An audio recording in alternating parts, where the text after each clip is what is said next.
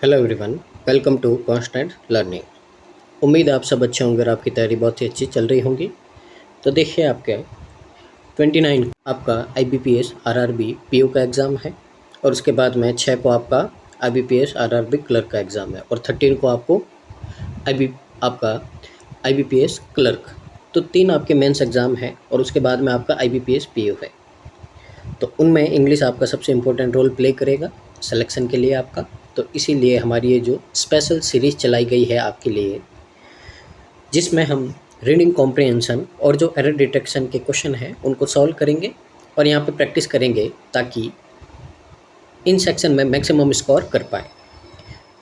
तो बस इसी तरह की अगर आपको वीडियो चाहिए तो चैनल को लाइक शेयर और सब्सक्राइब कीजिए, वीडियो को पूरा देखिए और कमेंट कीजिए कि आज का सेशन आपको कैसा लगा है। साथ ही जितने भी आपके ग्रुप है, फैमिली है, फ्रेंड है, जितना पॉसिबल हो सके उनको शेयर कीजिए, रिकमेंड कीजिए ताकि इन वीडियोस का जो बेनिफिट है वो मैक्सिमम स्टूडेंट तक पहुंच पाए और उनका भी है जो यहाँ पे जो सेक्शन वीक है उसमें इम्प्रूवमेंट हो पाए और वो भी है जो आपका सिलेक्शन ले पाए। तो शुरू करते हैं आज की क्लास। उससे पहले इसके हमने 4 पार्ट कर दिए हैं, तो अगर आपने मिस किया है उनको तो डिस्क्रिप्शन में आपका लिंक है, तो वहाँ से जाके आप इनको कंप्लीट कर सकते हैं। तो शुरू करते हैं आज की क्लास को। तो वही है, पहले आपके 5 क्वेश्चन है एरर डिटेक्शन के, उसके बाद में अपन है जो रीडिंग कॉम्प्रिहेंशन पे मूव करेंगे। तो देखिए सबसे पहले अपन रीड करते हैं यहाँ पे क्या है। On May 24 the international court of justice will pronounce another verdict in the petition by South Africa calling for additional measures in the prosecute of Israel for genocide। ठीक है ना। अब यहाँ पे देखिए क्या बोला है आपको। यहाँ पे बोला है कि जो 24 मई को, तो 24 मई को यहाँ पे आपका जो इंटरनेशनल कोर्ट ऑफ जस्टिस है उसने जो आपका साउथ अफ्रीका है उसके जो यहाँ पे आपका पेटिशन है उस पर एक और फैसला सुनाएगा। ठीक है ना। तो इसके बारे में बात की गई थी आपकी, जिसमें अब जीनोसाइड का मतलब क्या होता है। यहाँ पे जीनोसाइड का मतलब होता है यहाँ पे बहुत बड़े लेवल पे लोगों का क्या करना है, लोगों को मारना है। ठीक है ना। तो बहुत बड़े लेवल पे लोगों को मारना, उसको अपन जीनोसाइड बोलते हैं। तो ध्यान रखना, कभी आपका वन वर्ड सब्स्टिट्यूशन में भी आ सकता है या फिर नॉर्मली इसका आपको एंटोनिम सिनोनिम भी पूछ सकता है। तो जीनोसाइड का मतलब होता है बहुत बड़े लेवल पे लोगों का क्या करना, मार देना, उनका नरसंहार कर देना। तो जिसमें यहाँ पे जीनोसाइड के लिए इजराइल पर मुकदमा चलाया गया था। तो इसके अतिरिक्त उपाय करने की मांग की गई थी कि मुकदमा तो चलाओ पर साथ में और कुछ भी करो, यानी कि उसको पनिशमेंट दो या कोई भी है अपना वर्डिक्ट सुनाओ। इस बारे में बात की गई है। तो ये था आपका इसका मीनिंग। अब यहाँ पे अपन देखते हैं क्या हो सकता है। तो देखिए मैंने आपको लास्ट के सेशन में बताया था, तो मैंने आपको बोला था कभी भी जो आपके आर्टिकल आते हैं, आर्टिकल कितने आपके 3 होते हैं, ए, एन और द। तो इन आर्टिकल के बाद में हमेशा आपको इनको मॉडिफाई करने के लिए क्या चाहिए, नाउन चाहिए। तो यहाँ पे क्या आना चाहिए, आपका नाउन आना चाहिए। और मैंने आपको बताया था कि अगर यहाँ पे नाउन के पहले एडजेक्टिव है तो यहाँ पे आपका एडजेक्टिव भी आ सकता है, पर उसके बाद तो नाउन चाहिए, यानी कि आर्टिकल तो हमेशा अपने साथ में नाउन लेगा ही।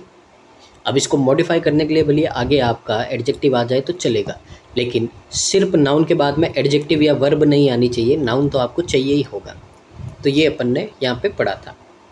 अब यहाँ पे आप ध्यान से देखो, द प्रोसिक्यूट, प्रोसिक्यूट है ये क्या है, आपकी वर्ब है। ठीक है ना। तो इसके बाद में यहाँ पे अपने को क्या चाहिए, द के बाद में, तो नाउन, द के बाद में अपने को चाहिए नाउन, पर ये तो आपका क्या है, यहाँ पे वर्ब है। तो इसको हटाना पड़ेगा, इसकी जगह आपको क्या चाहिए, नाउन चाहिए। तो प्रोसिक्यूट आपका वर्ब होता है, तो नाउन होता है आपका प्रोसिक्यूशन। तो ये आपका नाउन होता है। और नॉर्मली आपका नाउन आइडेंटिफाई करते हैं अपन, जिसके पीछे ION होता है तो वो आपका क्या होता है, नाउन होता है। तो इस तरह से भी देखते हैं अपन, बहुत सारे आपके होते हैं बिना ION के भी होते हैं। तो ये वर्ब था, इसका अपने को क्या करना है, नाउन में कन्वर्ट करना है। तो यहाँ पे आपका एरर किस में बनेगा, डी में। तो प्रोसिक्यूट की जगह आपका प्रोसिक्यूशन होगा। तो यहाँ पे आपका एरर बनेगा किस में, ऑप्शन नंबर डी में। तो उम्मीद आपको समझ में आया होगा। आगे मूव करते हैं आज के क्वेश्चन नंबर 2 की ओर। तो देखिए यहाँ पे आपको क्या बोला है, while the live government of the conservative party was not required to call for an election until January 2025, almost since the day Mr. Sunak entered 10 Downing Street. तो यहाँ पे देखिए इसका मतलब क्या है, पहले वो समझते हैं, फिर अपन देखेंगे इसमें आपका एरर क्या है। तो आपको इसमें बोला है यहाँ पे कि जो आपका कंजर्वेटिव पार्टी है उनकी जो प्रेजेंट गवर्नमेंट है उसको जनवरी 2025 तक चुनाव कराने की आवश्यकता नहीं थी, ठीक है ना, यानी कि 2025 तक कोई चुनाव कराने की नीड नहीं थी।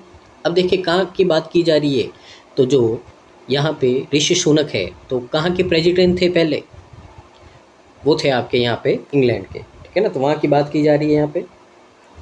तो यहाँ पे बोला गया है कि 2025 तक कुछ ज़रूरत ही नहीं थी यहाँ पे चुनाव कराने की, लगभग उस दिन से जब जो आपके मिस्टर सुनक है उन्होंने 10 डाउनिंग स्ट्रीट में प्रवेश किया था तब तक उनको ज़रूरत ही नहीं थी, लेकिन फिर भी उन्होंने करवाया और मिस्टर ऋषि सुनक है जो आपके हार गए हैं।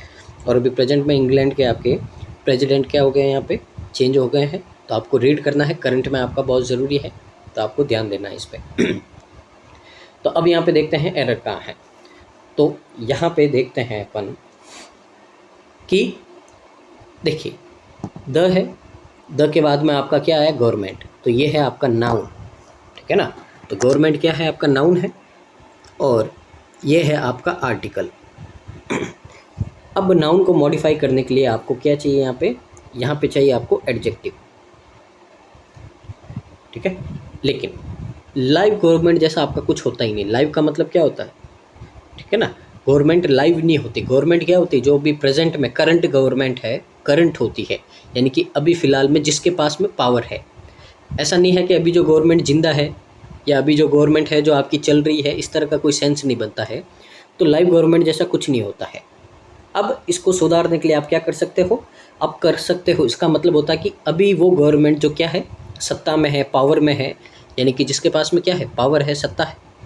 तो इसकी जगह आप कर सकते हो यहाँ पे the incumbent, the incumbent government. इसका मतलब क्या होता है, इसका मतलब होता है कि वो गवर्नमेंट जो अभी करंट में क्या है, पावर में है, सत्ता में है, ठीक है। तो इसका मतलब आपका यहाँ पे लाइव नहीं आके क्या आएगा, इनकम्बेंट आएगा। और ये वर्ड भी ध्यान रखना है, आपको पूछा जाता है, तो इसका मतलब क्या होता है ये भी ध्यान रखना है कि जो आपका करंट में, पावर में, उसको क्या बोलते हैं, इनकम्बेंट बोलते हैं। तो यहाँ पे आपका एरर किस में बनेगा, ऑप्शन नंबर ए में बनेगा। आगे मूव करते हैं क्वेश्चन नंबर 3 की ओर। तो देखिए यहाँ पे mister Sunak commented that this election will take back at a time where the world is more dangerous than it has been at any point since the end of the Cold War। तो यहाँ पे देखिए पहले अपन इसका meaning समझते हैं, उसके बाद में देखते हैं इसमें एरर क्या है आपका। तो यहाँ पे बोला गया है कि जो मिस्टर सुनक है, अब उन्होंने कमेंट किया यहाँ पे कि ये चुनाव है जो ऐसे समय में होगा जब विश्व यहाँ पे आपका कोल्ड वॉर की समाप्ति के बाद से किसी भी समय की तुलना में अधिक खतरनाक होगा, ठीक है ना। तो इस तरह के उन्होंने यहाँ पे कमेंट किया था, उन्होंने जब ये इलेक्शन हुआ था आपका, तो उस टाइम है जो उन्होंने ये अपनी टिप्पणी की थी इस इलेक्शन के ऊपर। तो यहाँ पे देखते हैं एरर किस में बनेगा आपका। तो देखिए यहाँ पे आपका है, देखिए फ्रेजल वर्ब का एरर है, यहाँ पे समझते हैं अपन। आपका सबसे पहले तो अपने को यहाँ पे दे रखा टेक बैक। तो टेक बैक का मतलब क्या होता है, यहाँ पे इसको समझते हैं। तो आपका टेक बैक का मतलब होता है, ठीक है ना, किसी पर अपना अधिकार वापस पाना, यानी कि अपना जो आपका पावर है, अधिकार है, उसके ऊपर वापस रिक्लेम करना, वापस से किसी पर अपना क्या करना, अधिकार पाना, ठीक है ना। तो यहाँ पे अधिकार पाने की बात नहीं हो रही है, यहाँ पे किसी इवेंट की बात हो रही है, तभी तो बोला है at a time where the world is more dangerous. तो किसी इवेंट की बात की जा रही है, ना कि किसी की पावर को क्या करना है, वापस अधिकार में लेना है। तो टेक बैक है जो यहाँ पे आपका क्या है, यहाँ पे मीनिंग नहीं बनेगा इसका, तो इसकी जगह क्या आना चाहिए, आपका टेक प्लेस आना चाहिए। तो टेक प्लेस है, इसका मतलब क्या होता है, तो इसका मतलब होता है आपका कि किसी इवेंट का होना, कोई घटना का होना, ठीक है ना। तो कोई घटना होती है तो उस घटना के होने के लिए आपका एक फ्रेजल वर्ब काम में आता है टेक प्लेस। तो इसका मतलब क्या होता है, टू हैपन और अकर, ये इसका मतलब होता है। तो यहाँ से आपका टेक बैक नहीं आएगा, क्या आएगा, टेक प्लेस आएगा, क्योंकि यहाँ पे किसी इवेंट की बात की जा रही है, ना कि किसी पावर को वापस अपने अधिकार में लेने के लिए, ठीक है ना। तो यहाँ से आपका एरर किस में बनेगा, एरर बनेगा आपका ऑप्शन नंबर बी में, और ये क्या होगा आपका यहाँ पे करेक्ट आंसर होगा। आगे मूव करते हैं अपन क्वेश्चन नंबर 4 की ओर। तो यहाँ पे क्वेश्चन नंबर 4 में क्या बोला है, रीड करते हैं और इसको भी समझते हैं। तो देखिए आपको बोला है, in the immediate future the multiple messages of near global consequences are meant to push Israel's government to rethink its plans for Rafah, to stop more civilian losses and to allow humanitarian aid free access into Gaza।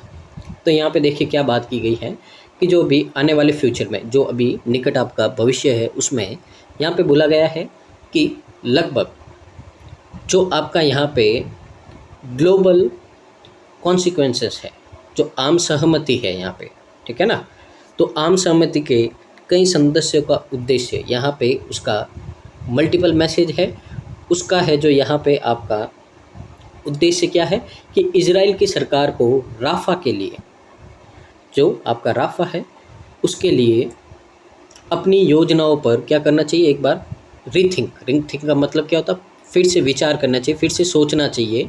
और यहाँ पे जो अधिक यहाँ पे उसके लोग हैं, उसके जो यहाँ पे क्या है सिविलियन है, नागरिक है, उनको जो हो रहा है नुकसान, उसको क्या करना चाहिए, रोकना चाहिए। और साथ ही क्या करना चाहिए, जो गाजा में आपकी यहाँ पे क्या हो रही है, ह्यूमैनिटेरियन एड हो रही है, यानी कि जो मानवीय सहायता की मुफ्त पहुँच की अनुमति देने के लिए क्या करना चाहिए, प्रेरित करना चाहिए यहाँ पे कि गाजा में क्या करो, लोगों को यहाँ पे मुफ्त में सहायता दी जाए। तो ये आपका यहाँ पे इसका मतलब बना है। तो अब अपन देखते हैं यहाँ पे एरर क्या हो सकता है आपका यहाँ पे। तो देखिए यहाँ पे अगर आप ध्यान से देखोगे तो मैंने आपको बहुत बार बताया है, अगर आपका कोई प्रेपोजिशन आता है तो प्रेपोजिशन के बाद में आपका हमेशा वर्ब की आईएनजी फॉर्म आएगी। ये बात हमने पढ़ी थी कि अगर कोई प्रेपोजिशन आएगा तो उसके बाद में आपकी वर्ब की आईएनजी फॉर्म आएगी। लेकिन अगर आपका प्रेपोजिशन टू होता है तो उसके बाद में हमेशा आपकी वर्ब की फर्स्ट फॉर्म आती है और कुछ नहीं आता, ना ही एस या ई एस आएगा, ना ही आईएनजी आएगा, ना ही सेकंड थर्ड फॉर्म, कुछ नहीं आएगा। इसको हम बेयर इन्फिनिटिव बोलते हैं। तो ये आपका बेयर इन्फिनिटिव है, ठीक है ना। तो यहाँ पे आपको ध्यान रखना है। अब देखिए कुछ ऐसी फिक्स प्रेपोजिशन होते हैं आपके, ठीक है ना, फिक्स फ्रेजल वर्ब्स होती है जिनके बाद में टू के बाद में आपका आईएनजी आएगा, उनकी बात अभी अपन नहीं कर रहे हैं, ठीक है ना। वो आपकी फ्रेजल वर्ब्स होती है, सिर्फ टू के पीछे नहीं आएगा कभी भी यहाँ पे। तो टू के बाद में तो हमेशा क्या आएगी, वर्ब की फर्स्ट फॉर्म आएगी। लेकिन अगर आप यहाँ पे ध्यान से देखो तो यहाँ पे आपका टू के बाद में क्या आया है, पास्ट पार्टिसिपल, यानी कि वर्ब की सेकंड फॉर्म आई है। तो टू के बाद में कभी आपका पास्ट पार्टिसिपल नहीं आ सकता है। यहाँ पे क्या चाहिए आपको, वर्ब की फर्स्ट फॉर्म चाहिए, यानी कि बेयर इन्फिनिटिव चाहिए। तो यहाँ पे अलाउड की जगह क्या आना चाहिए, ओनली अलाउ आना चाहिए, और इसके पीछे कुछ नहीं आ सकता आपका, ठीक है। तो यहाँ से अब देखिए यहाँ पे अगर आप ध्यान से देखो, टू पुश, यानी कि टू के बाद में क्या है, वर्ब की फर्स्ट फॉर्म है। टू रीथिंक, टू के बाद में क्या है, वर्ब की फर्स्ट फॉर्म है। तो यहाँ पे भी टू अलाउ होना चाहिए, ना कि टू अलाउड होना चाहिए, वर्ब की फर्स्ट फॉर्म चाहिए। तो एरर किस में बना आपका, एरर बना आपका ऑप्शन नंबर डी में। तो डी में क्या है आपका करेक्ट आंसर है यहाँ पे। आगे मूव करते हैं आज के सेशन के जो लास्ट आपका एरर डिटेक्शन है उसकी ओर। तो देखिए यहाँ पे क्या बोला है, inflation is a critical indicator of N economics health. तो इन्फ्लेशन यानी कि क्या होता है, जो महंगाई होती है, ठीक है ना, वो किसी अर्थव्यवस्था के लिए उसके हेल्थ पे, जो इकोनॉमी की हेल्थ है उसका एक बहुत ही क्या है, बहुत ही इम्पोर्टेंट आपका यहाँ पे क्या है, इंडिकेटर है, यानी कि उसको संकेत करने वाला, निर्देश देने वाला है। Reflecting the changing in the general price level and the cost of living. अब ये क्या करता है आपका यहाँ पे, जो सामान्य तौर पे जो आपका यहाँ पे जो मूल स्तर है, यानी कि जनरल प्राइस लेवल है, और जो आपका यहाँ पे कॉस्ट ऑफ लिविंग, यानी कि उस जगह पे रहने का जो आपका यहाँ पे खर्चा होता है, उसमें कितना खर्चा हो रहा है, उसमें क्या होता है, परिवर्तन को दर्शाता है, ठीक है ना। और इसी तरह का अगर आप ध्यान से देखो तो करंट अफेयर जब आप रीड करते हो तो एक इंडेक्स आता है आपका यहाँ पे, ठीक है ना। कॉस्ट ऑफ लिविंग इंडेक्स आता है, यानी कि कौन सी सिटी है जो रहने के लिए सबसे अच्छी है और कौन सी सबसे आपकी ख़राब है। तो अभी फ़िलहाल में इंडेक्स भी आई थी आपकी यहाँ पे, ठीक है ना। तो ये भी आपको ध्यान रखना है यहाँ पे। और फिर उसके बाद में आपकी एक और इंडेक्स आती है जिसमें अपन देखते हैं कि कौन सी सिटी है जो आपकी सबसे महंगी है रहने के लिए। तो जिसमें आपका चाइना का हांगकांग है जो आपका क्या है, नंबर 1 पे है, ठीक है ना। तो इस तरह की इंडेक्सेस आपको पढ़नी है और अपना देखना है कि इंडिया में सबसे महंगी सिटी कौन सी है, तो अपनी मुंबई है सबसे महंगी सिटी। तो इस तरह से आपको यहाँ पे ध्यान रखना पड़ता है। अब यहाँ पे देखते हैं अपन एरर किस में हो सकता है आपका यहाँ पे। तो वापस वही बात है, आपको हमेशा आपको द के बाद में क्या चाहिए आपका, तो द के बाद में आपको चाहिए नाउन, ठीक है। पर यहाँ पे द के बाद में क्या आया, चेंजिंग, यानी कि आपकी क्या आई, वर्ब आई, पर अपने को वर्ब नहीं चाहिए यहाँ पे। तो इसके लिए इसकी जगह आपको क्या करना, नाउन लाना है। तो द की जगह चेंजेस, तो द चेंजेस आएगा यहाँ पे, ना कि द चेंजिंग आएगा, ठीक है ना। तो यहाँ इसके हिसाब से अपन क्या कर देंगे, इसको चेंज कर देंगे। तो एरर किस में रहेगा आपका, पार्ट नंबर सी में रहेगा। और ये क्या हो गया आपका, करेक्ट आंसर हो गया। तो ये थे आज के एरर डिटेक्ट्स। उम्मीद है आपको यहाँ से समझ में आए होंगे और आपने यहाँ से अपने जो कॉन्सेप्ट है उनको रिवाइज किया होगा। अब आगे अपन चलते हैं, जो अपना यहाँ पे रीडिंग कॉम्प्रिहेंशन है उसकी ओर मूव करते हैं। इसको रीड करते और समझते हैं यहाँ पे क्या हो सकता है। तो देखिए ये आपका आज का रीडिंग कॉम्प्रिहेंशन है, ये क्वेश्चन है आपका। तो देखिए क्वेश्चन आपका क्या है यहाँ पे कौन सा आपका यहाँ पे फॉल्स है, ठीक है ना। तो ये तो अपन पैसेज को रीड करके ही करेंगे। अजम्पशन है, यानी कि इसमें से अपन क्या है जो पैसेज के बारे में रीड करके सोच सकते हैं। तो ये भी आपका पैसेज को रीड करके होगा। आगे आपका फिल इन द ब्लैंक, तो ये भी अपन पैसेज की टोन समझेंगे, उसके बाद में देखेंगे पॉजिटिव या नेगेटिव कैसा आएगा आपका यहाँ पे। तो ये भी पैसेज के हिसाब से करेंगे। अब यहाँ पे है तो देखिए आपका ये है वॉकेब का क्वेश्चन। तो ये क्वेश्चन है जो आप बिना पैसेज को रीड किए भी कर सकते हैं। तो इसको अपन यहाँ पे सॉल्व करते हैं। तो देखिए यहाँ पे आपको क्या बोला है, the growth spurt in green energy is happening as other segment of manufacturing appear to be cooling off. यहाँ पे आपको बोला है कि एक वर्ड दे रखा आपको स्प्रेड, इसका एंटोनिम फाइंड करना है, ठीक है ना। तो यहाँ पे देखिए सबसे पहले तो अपन समझते हैं कि इसका मतलब क्या होता है, ठीक है ना। तो स्प्रेड का मतलब होता है आपका यहाँ पे, मैं यहाँ पे लिख देता हूँ, ठीक है ना। तो इसका मतलब होता है कि किसी में अचानक से क्या होना आपका यहाँ पे, किसी में अचानक से क्या होना, इंक्रीज होना, हो जाना, किसी चीज़ में ग्रो हो जाना, बहुत ही तेज़ी से उसमें क्या हो जाना, यहाँ पे आपका बढ़ जाना उसका। तो ए सडन ब्रस्ट और सर्ज ऑफ समथिंग,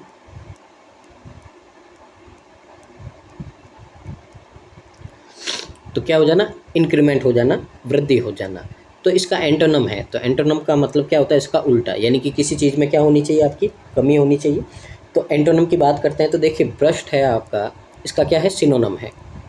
तो ये तो आपका सिनोनम है, पर अपने को तो एंटोनम चाहिए, तो ये आपका आंसर नहीं होगा। अब यहाँ पे बात करते हैं सब्सिडेंस। सब्सिडेंस का मतलब क्या होता है, तो इसका मतलब होता है आपका किसी चीज़ में गिरावट होना, डिक्रीज होना। तो डिक्रीज और डिक्लाइन इन, अब किसी चीज़ की एक्टिविटी या लेवल में, तो कोई चीज़ की एक्टिविटी है और उसका लेवल है, उसमें क्या हो जाना, कमी हो जाना, डिक्रीज हो जाना, डिक्लाइन हो जाना।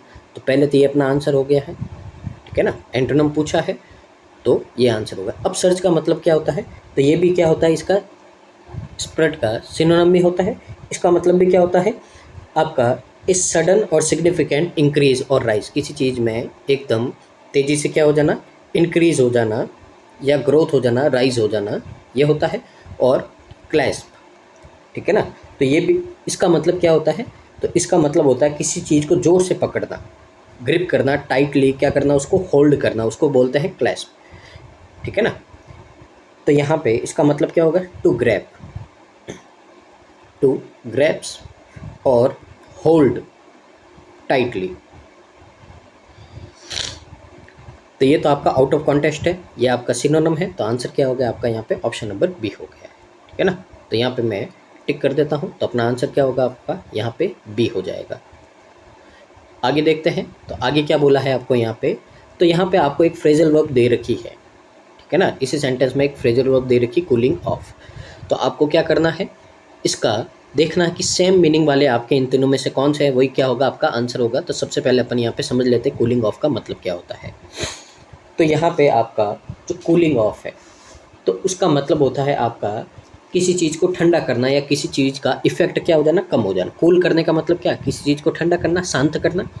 तो यानी कि किसी चीज़ का जो इफेक्ट है उसको कम कर देना, किसी के गुस्से को कम कर देना, ठीक है ना। तो कुल मिला के किसी चीज़ में कमी होना, ये इसका मतलब होता है कूलिंग ऑफ, ठीक है ना। तो किसी को ठंडा करना, या फिर क्या होता है आपका यहाँ पे कमी होना। अब कमी किस में होगी, या तो किसी के इफ़ेक्ट में होगी, यानी कि किसी के प्रभाव में, या फिर किसी के गुस्से में। क्या होना, डिक्रीज। एक तरह से इसको अपन क्या कर सकते हैं, कमी बोल सकते हैं किसी की, डिक्रीज होना, ठीक है ना। तो यहाँ पे ऐसी फ्रेजल वर्ब कौन सी है जिसका मतलब होता है किसी चीज़ में क्या हो जाना, कमी हो जाना। तो यहाँ पे देखते हैं अपन, सबसे पहले आपका सेटल डाउन। तो सेटल डाउन का मतलब क्या होता है, इसका मतलब होता है टू बिकम कामर, यानी कि शांत हो जाना, क्वाइट हो जाना, या फिर और ज़्यादा रिलैक्स हो जाना एक समय के बाद में। यानी कि पहले एक ऐसा टाइम था, ठीक है ना, यानी कि अब बहुत ज़्यादा एनर्जेटिक, एक्साइटमेंट है किसी एक्टिविटी में, तो अब बहुत ज़्यादा एक्साइटमेंट है। अब एक्साइटमेंट हो गए, ठीक है ना, एक्साइटेड हो गए आप बहुत ज़्यादा, उसके बाद में आप क्या हो गए, अचानक से एकदम शांत हो गए, काम हो गए, क्वाइट हो गए, और ज़्यादा रिलैक्स हो गए, एकदम शांति से बैठ गए। तो यानी कि आपकी एक्साइटमेंट क्या होगी, कम हो गई। तो सेटल डाउन का मतलब क्या होता है आपका, कि एक पहली स्टेट थी जिसमें आप बहुत ज़्यादा एक्साइटेड थे, उसके बाद में क्या हो गया, आप रिलैक्स हो गए, बहुत ज़्यादा रिलैक्स हो गए, कामर, और ज़्यादा क्या हो गए, काम, यानी कि शांत हो गए, और क्वाइट हो गए, यानी कि शांति से बैठ गए। तो एक आपकी स्टेट थी जिसमें आप बहुत ज़्यादा क्या थे, एक्साइटेड थे, उसके बाद में शांत हो जाना, यानी कि एक्साइटमेंट में कमी आ जाना, ठीक है ना। एक्साइटमेंट में कमी आ जाना सेटल डाउन का मतलब होता है। तो पहले तो किसी चीज़ में कमी हो रही है, तो ये अपना मतलब बनेगा आपका यहाँ पे पुट ऑफ। अब पुट ऑफ का मतलब क्या होता है, तो पुट ऑफ का मतलब होता है आपका कि कोई इवेंट या टास्क है, ठीक है ना, उसको आगे के समय के लिए, आगे के टाइम के लिए क्या कर देना, उसको पोस्टपोन कर देना या डिले कर देना, उसको क्या बोलते हैं अपन, पुट ऑफ कहते हैं। तो कोई भी आपका मान लीजिए प्रोजेक्ट है या टास्क है, कोई भी आपका काम है, तो उसको फ़िलहाल आपने रोक दिया है और आगे के लिए क्या कर दिया, पोस्टपोन कर दिया है या डिले कर दिया है कि इसको अब अपन आगे बाद में करेंगे, ठीक है ना। तो इसका मतलब क्या होता है, किसी इवेंट को पोस्टपोन और डिले करना आगे के टाइम के लिए। तो ये आपका आंसर नहीं होगा। टर्न डाउन का मतलब क्या होता है, टर्न डाउन का मतलब होता है कि कोई ऑफ़र है, रिक्वेस्ट है, या किसी ने आपको कोई इनविटेशन दिया है, तो उसको रिजेक्ट कर देना, मना कर देना, ठीक है ना। तो यहाँ पे आपका मतलब होता है किसी भी ऑफ़र, इनविटेशन या रिक्वेस्ट को क्या कर देना, रिजेक्ट कर देना, डिक्लाइन कर देना, या फिर रेफ्यूज़ कर देना, रेफ्यूज़ मना कर देना। तो ये भी आपका नहीं बनेगा, क्योंकि यहाँ पे आपकी किसी चीज़ में कमी को दिखाना है। तो आपका यहाँ पे आंसर क्या होगा, ओनली ए। और ओनली ए कहाँ है आपका, ऑप्शन नंबर ई में है। तो ऑप्शन नंबर ई आपका क्या होगा, करेक्ट आंसर होगा। यानी कि एक्साइटमेंट में क्या हो जाना, कमी हो जाना, ये क्या होता है आपका सेटल डाउन हो जाता है, ठीक है ना। और इसी तरह से आप ये भी देखोगे कि कोई भी आपके पास में बर्तन है, उसमें पानी और धूल है आपका, ठीक है ना, तो आप उसको क्या कर दोगे, पानी को रिलैक्स छोड़ दोगे, थोड़ी देर के लिए रख दोगे, तो ये जो आपके पार्टिकल है वो क्या हो जाएंगे, रिलैक्स हो जाएंगे। यानी कि अभी तो बहुत ज़ोर ज़ोर से पानी में घूम रहे थे इधर उधर, लेकिन एक टाइम के बाद में वो सारे आपके क्या हो जाएंगे, नीचे सेटल डाउन हो जाएंगे, नीचे बैठ जाएंगे, आपके चुपचाप हो जाएंगे। तो पहले जो घूम रहे थे, नाच रहे थे, उनमें क्या हो जाएगा, एक्साइटमेंट की कमी हो जाएगी, और वो आपके आके नीचे जो सरफेस है, सतह है, उस पर क्या हो जाएगा, सेटल डाउन, यानी कि इकट्ठा हो जाएंगे, और पानी आपका क्या हो जाएगा, साफ़ हो जाएगा। तो इस तरह से भी आप सेटल डाउन को समझ सकते हैं। उम्मीद है ये क्वेश्चन आपको समझ में आए होंगे। अब अपन मूव करते हैं जो हमारे 3 क्वेश्चन हैं, यानी कि पहले पैसेज को अपन रीड करेंगे, समझेंगे, उसके बाद में है जो हम क्या करेंगे, यहाँ पे इन क्वेश्चन को सॉल्व करेंगे।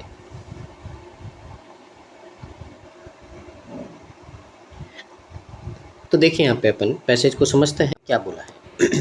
तो देखिए, जो president Biden signature climate law appears to be encouraging more investment in American manufacturing than initially expected, powering what's expected to be a surge in few factory jobs and domestic clean energy technologies according to the independent forecasters। अब यहाँ पे क्या बोला है कि यहाँ पे आपका जो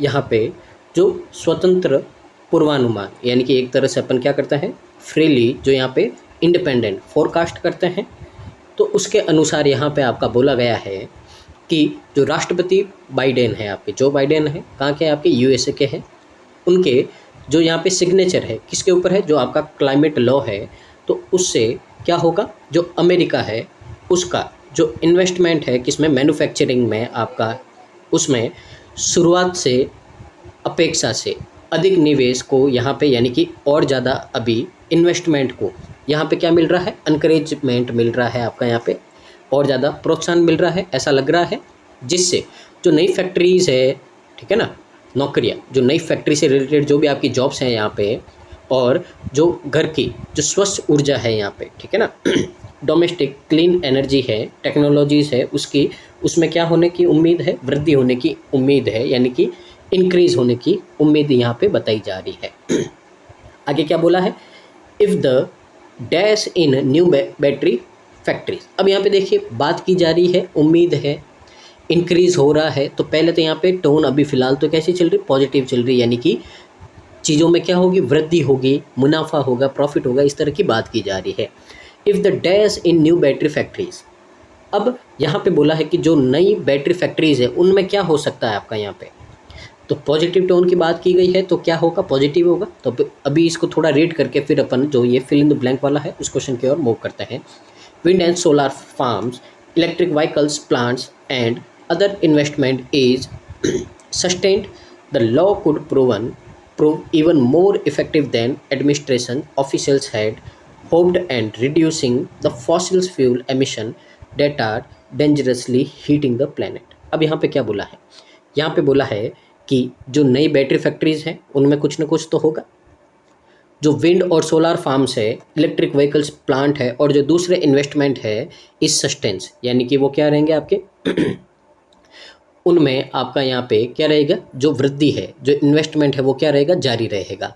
the law could prove even more effective, तो जो आपका ये लॉ है वो आपका प्रूव यानी कि साबित करता है और ज़्यादा वो इफेक्टिव होगा देन एडमिनिस्ट्रेशन ऑफिसर्स, ठीक है ना, जो एडमिनिस्ट्रेशन ऑफिसर्स है उन्होंने सोचा था, होप किया था, उससे ज़्यादा और क्या रहेगा, इफेक्टिव रहेगा। किसके लिए, ये रिड्यूस करेगा आपका फॉसिल फ्यूल एमिशन को यहाँ पे, ठीक है ना, जो आपका फॉसिल फ्यूल एमिशन है उसको क्या करेगा, रिड्यूस करेगा। अब ये जो एमिशन है फॉसिल फ्यूल्स का एमिशन है वो क्या बहुत ही ज़्यादा डेंजरस है, किसके लिए, हमारे जो प्लानिट है, ठीक है ना, उस प्लानिट को हीट करता है ये, यानी कि अपना जो अर्थ है उसको क्या कर रहा है, बहुत ज़्यादा हीट कर रहा है, तो इसीलिए आपका फॉसिल फ्यूल एमिशन बहुत ज़्यादा क्या खतरनाक है, तो उसको क्या करना है, रिड्यूस करने की यहाँ पे और ज़्यादा उम्मीद की जा रही है, तो ये बात की गई है यहाँ पे। अब देखिए अपन यहाँ पे ब्लैंक में चलते तो कुछ ना कुछ आपका यहाँ पे पॉजिटिव वर्ड आना चाहिए, ठीक है ना, तो यहाँ पे अपन मूव करते हैं और देखते हैं यहाँ पे आपको क्या बोला है। तो देखिए यहाँ पे बोला है आपका, तो if the dash in new battery factories, अब नई बैटरी फैक्ट्रीज में क्या होगा, तो पॉजिटिव बात की गई है आपकी यहाँ पे।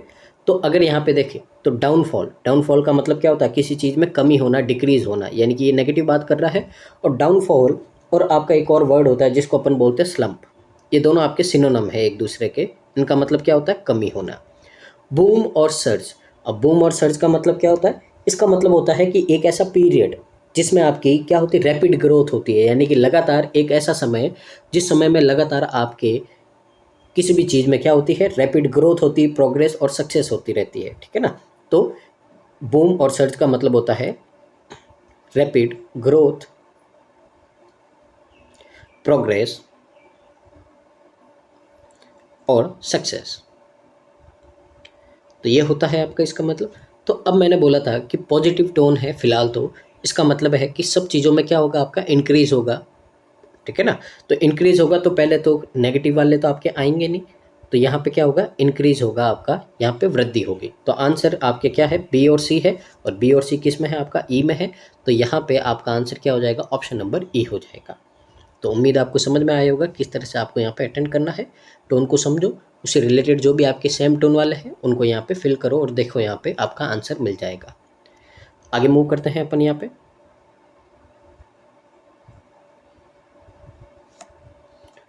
तो देखिए आगे क्या बोला है अपने को, आगे बोला है आपको यहाँ पे, but all that new economic activity centred around green technology is also driven up cost for tax payers who are subsidising the investment. अब यहाँ पे बोला है कि जो आपके यहाँ पे ये जो नए नए आपके यहाँ पे ग्रीन टेक्नोलॉजी, ठीक है ना, तो ये आपकी जो ग्रीन टेक्नोलॉजी है जो हमारे चारों ओर है, जो क्या है आपकी सेंटर्ड अराउंड ग्रीन टेक्नोलॉजी, ठीक है ना।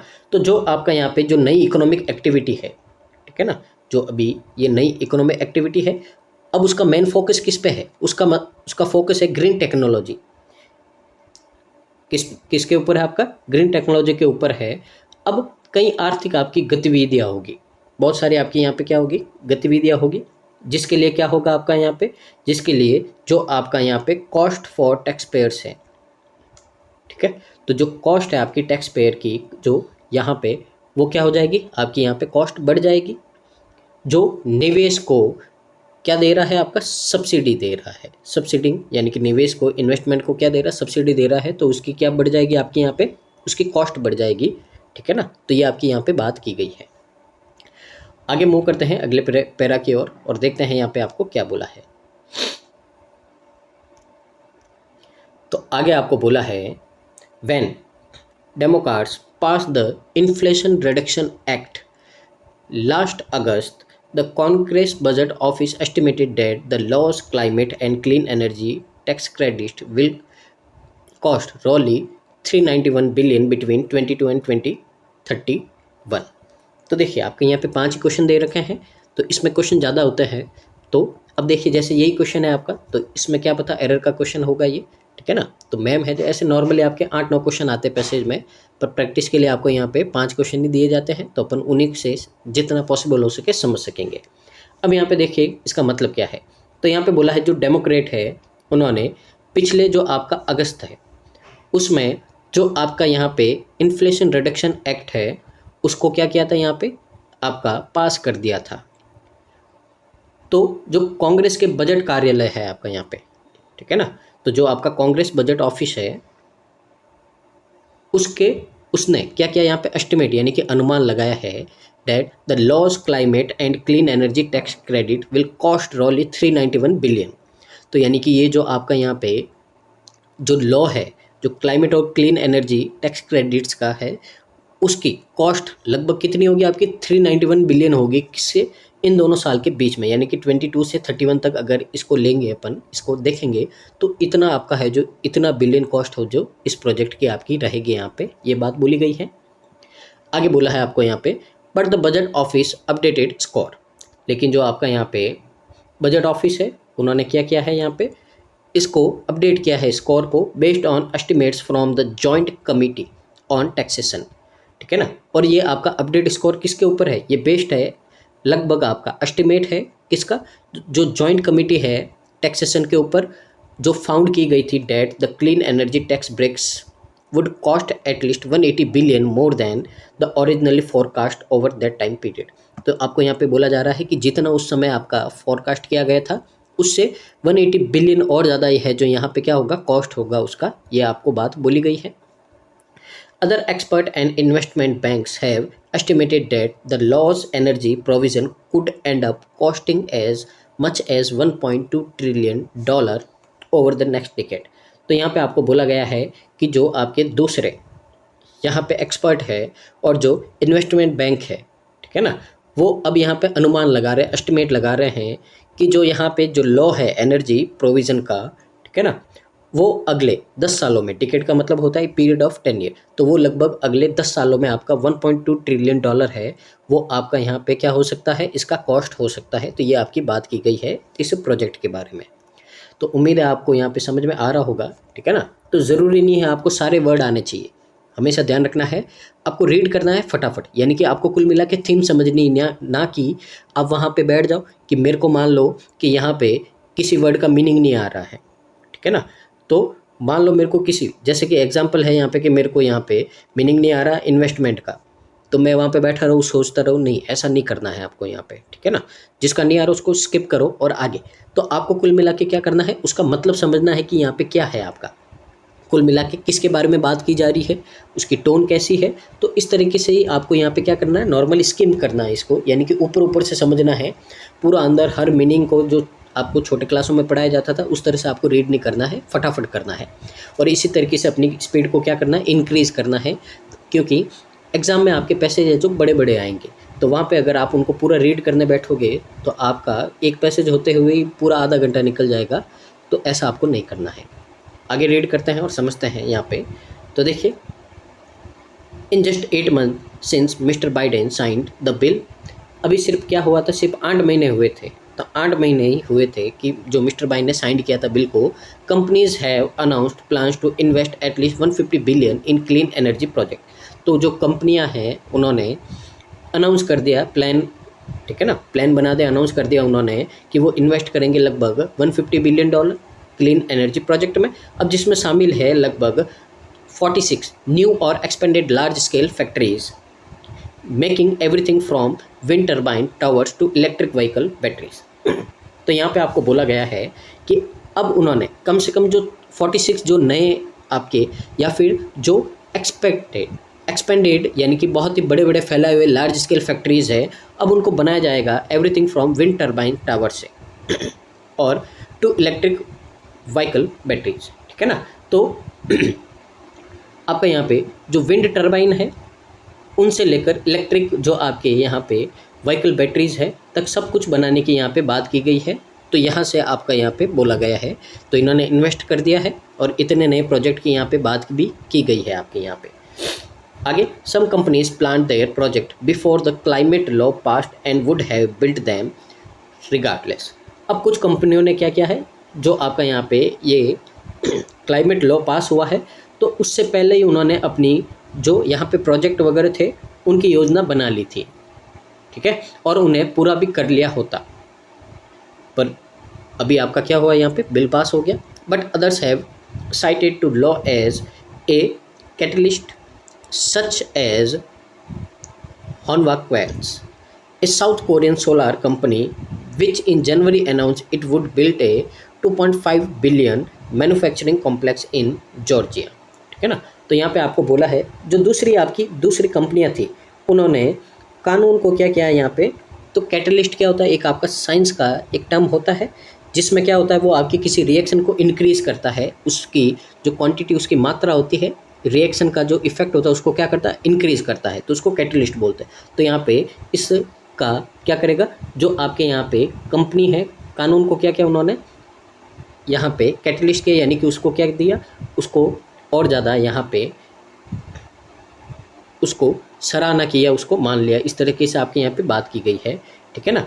जैसे कि अब यहाँ पे एग्जांपल दिया गया है, जो दक्षिण कोरियाई सौर कंपनी है, यहाँ पे आपकी सोलार कंपनी है हनवा क्यूसेल्स, अब जिसने जनवरी में घोषणा की थी कि वह जॉर्जिया में 2.5 बिलियन डॉलर का यहाँ पे क्या करेगी, एक मैन्युफैक्चरिंग कॉम्प्लेक्स बनाएगी जॉर्जिया में। तो ये बात आपकी कही गई है, ठीक है। आगे मूव करते हैं। तो देखिए आगे क्या बोला है आपको, यहाँ पे आगे बोला है यहाँ पे जो इन्वेस्टमेंट है is moving forward 5 times faster than even before said Jones government, ठीक है ना। तो यहाँ पे जो जोन्स गवर्नमेंट है उन्होंने कहा था, अब ये कौन है आपके, ये chief executive of American clean power association है, ठीक है ना। तो यहाँ पे एक रिन्यूएबल एनर्जी ट्रेड ग्रुप है, तो उसके यहाँ पे जो है मेंबर बोल दो या हेड बोल दो, ये जॉनसन गवर्नमेंट। तो इन्होंने क्या बोला है कि इन्वेस्टमेंट है is moving forward 5 times faster than ever before. जो इन्वेस्टमेंट है वो आपका इतना तेज़ी से बढ़ रहा है कि पिछला जितना भी था उससे 5 गुना ज़्यादा आपका तेज़ी से बढ़ रहा है। The early signs are really encouraging, यानी कि जो शुरुआती के जो संकेत है, जो साइन है, वो बहुत ही क्या है आपके इनकरेज करने वाले, उत्साह बढ़ाने वाले आपके बताए जा रहे हैं। The growth spurt in green energy is happening as other segments of manufacturing appear to be cooling of.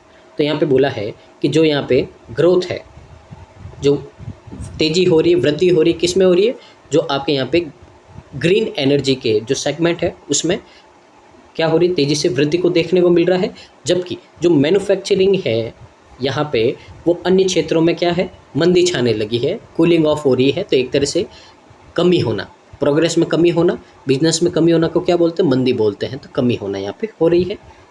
While the climate law was a top priority of the Biden administration and was passed without a single Republican vote, much of the money has so far flooded to red states, particularly in the southeast, south and midwest, where land is abundant, labor is generally not unused and cost are relatively low. अब यहाँ पे आपको बात की गई है कि जो आपका यहाँ पे क्लाइमेट लॉ है, ठीक है ना, वो सबसे बड़ी प्रायोरिटी है किसकी, जो बाइडेन एडमिनिस्ट्रेशन की है, उनकी सबसे बड़ी प्रायोरिटी है यहाँ पे। और एक भी यहाँ पे रिपब्लिक वोट के बिना इसको क्या कर दिया गया था, यहाँ पे पास कर दिया गया था। मच ऑफ द मनी है सो फार फ्लोड टू रेड स्टेट्स। अब यहाँ पे बोला है कि जो अधिकांश आपका जो मनी है, पैसा है, वो आपके जो रेड स्टेट्स है, ठीक है ना, उसमें लगाया जाएगा, ठीक है ना। अब रेड का मतलब क्या होता है, या तो ऐसा हो सकता है ऐसे स्टेट जिसमें आपका वहाँ पे बिजनेस कम हो, जो यहाँ पे आपकी क्या हो, तो किसी तरह का आपका ये कोई लिस्ट होगी रेड स्टेट, उसमें लगाया जाएगा आपका, ठीक है ना। तो यहाँ पे पर्टिकुलरली इन द साउथ, अब ये खास करके रेड स्टेट कौन से है, ये आपके बोला साउथ ईस्ट में है, आपके साउथ और मिड वेस्ट में है। अब यहाँ पे बोला गया रेड स्टेट क्या है, जहाँ पे लैंड इज़ अबाउंडेंट, ठीक है ना। तो ये देखिए इसका मतलब है, यहाँ पे बोला गया है जहाँ पे लैंड को क्या कर दिया गया है, छोड़ दिया गया, अबाउंडेड यानी कि यूँ ही छोड़ दिया गया है, ठीक है ना। तो labour is generally not annoyed and cost are relatively low, जहाँ पे आपकी जो लेबर कॉस्ट है वो जनरली क्या हो, आपकी लेबर अपने को भरपूर मात्रा में मिल पाए, कमी नहीं हो वहाँ पे। और वहाँ पे जो आपका जो कॉस्ट है वो क्या रहेगा, दूसरी जगहों से कम रहेगा। तो ऐसी जगह को अपन क्या बोलते हैं, रेड स्टेट बोलते हैं, ठीक है ना। तो इस तरह से आपको यहाँ पे बात की गई है कि वहाँ पे अपन क्या करेंगे, ध्यान करेंगे और अपना पैसा लगाएंगे, ताकि कॉस्ट कम आएगी, वहाँ के लोगों को भी क्या मिलेगा, आपका काम मिल जाएगा, और अपने कम खर्चे में क्या होगी, ज़्यादा अपने को ग्रोथ हो जाएगी। तो ये आपका है जो बाइडेन एडमिनिस्ट्रेशन ने ये बात बोली है आपकी। तो देखिए ये था अपना पैसेज। अब यहाँ पे अपन समझते हैं जो क्वेश्चन है आपके, उनको रीड करते हैं और यहाँ पे समझते हैं।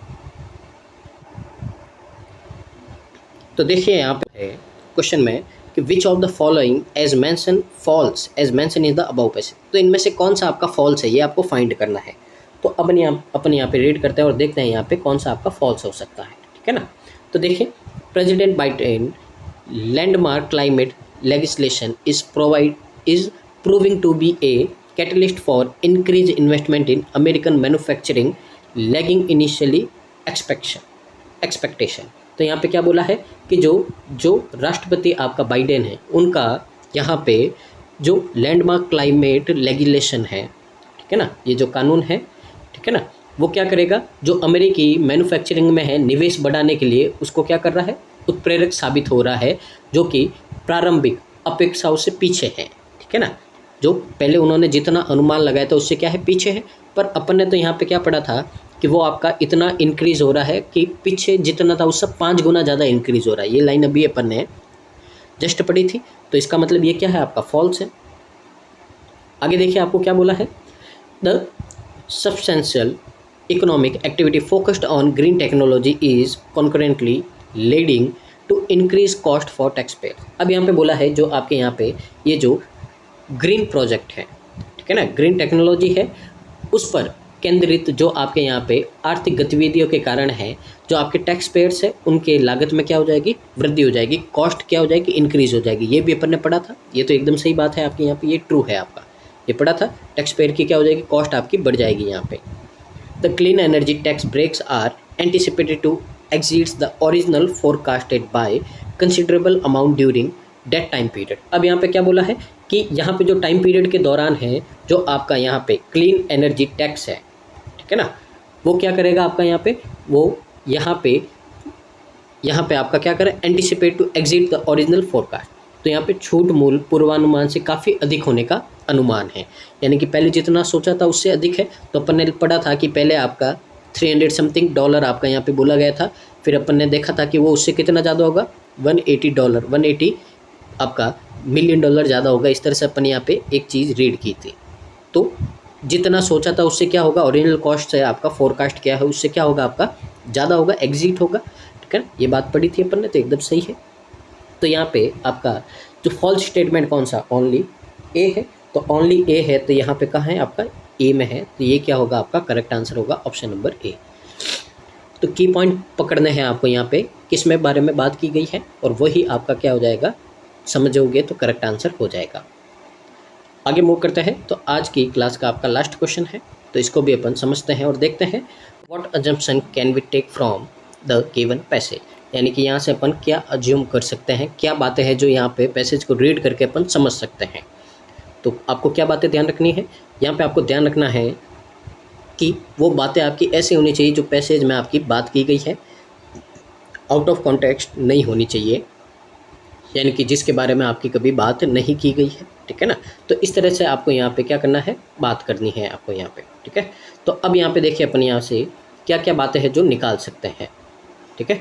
तो यहाँ पे पहले अपन रीड कर देते हैं इनको, और उसके बाद में अपन क्या करते हैं, यहाँ पे इसको समझते हैं। तो देखिए आपको क्या बोला है, सबसे पहला आपका यहाँ पे स्टेटमेंट है, ए वाला है। यहाँ पे बोला है there was a significant political divide on the issue of the climate law. यहाँ पे बोला है कि जो आपका क्लाइमेट लॉ है, इसके मुद्दे के पर बहुत ही महत्वपूर्ण राजनीतिक विभाजन था, ठीक है ना।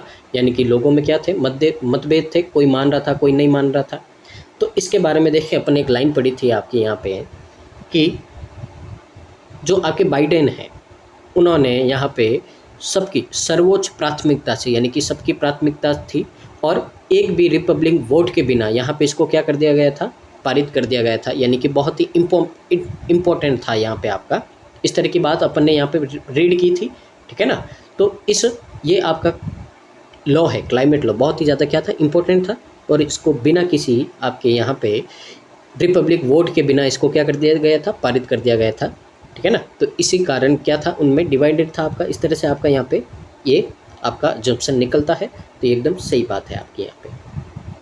अब अगर यहाँ पे अपन और दूसरे सेंटेंस को रीड करते हैं, स्टेटमेंट क्या दे रखे हैं आपके, द प्रोजेक्ट ऑफ सब companies were not directly influenced by the climate law and were motivated by the factor. अब यहाँ पे बोला है कुछ कंपनियों को इस आपके क्लाइमेट प्रोजेक्ट्स है, जो लॉ है, तो इस लॉ से, क्लाइमेट लॉ से कुछ प्रोजेक्ट है, उनको सीधा आपका यहाँ पे क्या नहीं मिलेगा, सीधे प्रभावित नहीं होंगे वे, अन्य कारकों से, दूसरे आपके यहाँ पे क्या होंगे, फैक्टर्स होंगे, उनसे क्या होंगे, वो आपके प्रेरित होंगे।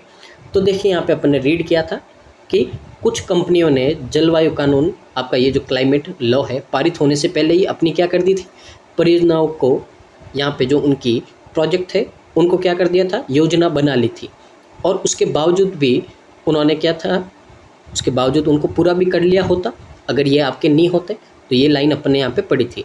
और दूसरी कंपनियों ने क्या किया था, यहाँ पे उसको, यहाँ पे क्या किया था, उसका वेट किया था, उसको उत्प्रेरक किया था, ठीक है ना, उसको अपनाया था, ठीक है। और यहाँ पे आपका एग्जाम्पल भी दिया गया था, दक्षिण कोरिया की जो कंपनी है जॉर्जिया में कर रही है, उस तरह से आपका यहाँ पे दिया गया था। तो एकदम सही बात है आपकी यहाँ पे, ठीक है।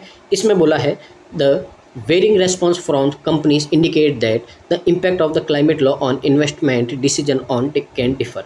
तो यहाँ पे आपकी बात बोली गई है कि जो कंपनियों की अलग अलग यहाँ पे रेस्पॉन्सेज है, ठीक है ना, जो आपके यहाँ पे इन्वेस्टमेंट के डिसीजन पर, किसके लॉ, क्लाइमेट लॉ के कारण इन्वेस्टमेंट के जो डिसीजन है उनके कारण प्रभाव पड़ा, और ये आपका डिसीजन है जो सबका क्या हो सकता है, डिफर, यानी कि अलग अलग हो सकता है। तो वापस वही आपका यहाँ पे स्टेटमेंट है, अपन ने पढ़ा था कि कुछ कंपनियों ने तो अपने यहाँ पे प्रोजेक्ट की क्या कर दी थी, यहाँ पे पहले से ही उन्होंने यहाँ पे क्या कर दिया था, परियोजनाओं, यहाँ पे उनके प्रोजेक्ट बना लिए थे और पूरे भी हो जाते थे, लेकिन यहाँ पे आपका लॉ आ गया और कुछ कंपनी बैठे रहे, उन्होंने इसका क्या किया, स्वागत किया है। और आपका यहाँ पे बोला है कि जो दक्षिण कोरियाई कंपनी है जॉर्जिया, वो हनवा क्यूसेल्स, तो उनका यहाँ पे एग्जाम्पल दिया गया था। तो वही बात है, तो दोनों का यहाँ पे एक्सप्लेनेशन एक ही सेंटेंस में दे रखा है। तो ये भी आपका सही होगा। जब तीनों सही है तो आपका यहाँ पे करेक्ट आंसर क्या बनेगा, ऑप्शन नंबर ई बनेगा कि तीनों आपके स्टेटमेंट हैं, हम क्या कर सकते हैं, यहाँ पे अज्यूम कर सकते हैं। तो ये था आपका करेक्ट आंसर इसका। तो ये था आज का लास्ट क्वेश्चन। तो उम्मीद है आपको यहाँ से समझ में आया होगा और किस तरह से आपको यहाँ पे क्वेश्चन करने हैं ये भी आपने यहाँ से समझा होगा। तो वीडियो को पूरा देखिए और आज का सेशन कैसा लगा है आपको ये कमेंट कीजिए। साथ ही जितना पॉसिबल हो सके इसको आप शेयर कीजिए, रिकमेंड कीजिए, ताकि इसका बेनिफिट है जो मैक्सिमम स्टूडेंट को मिल पाए। तो मिलते हैं नेक्स्ट वीडियो में, तब तक देखते रहिए और यहाँ पे सीखते रहिए। तो thank you so much, keep watching, constant learning.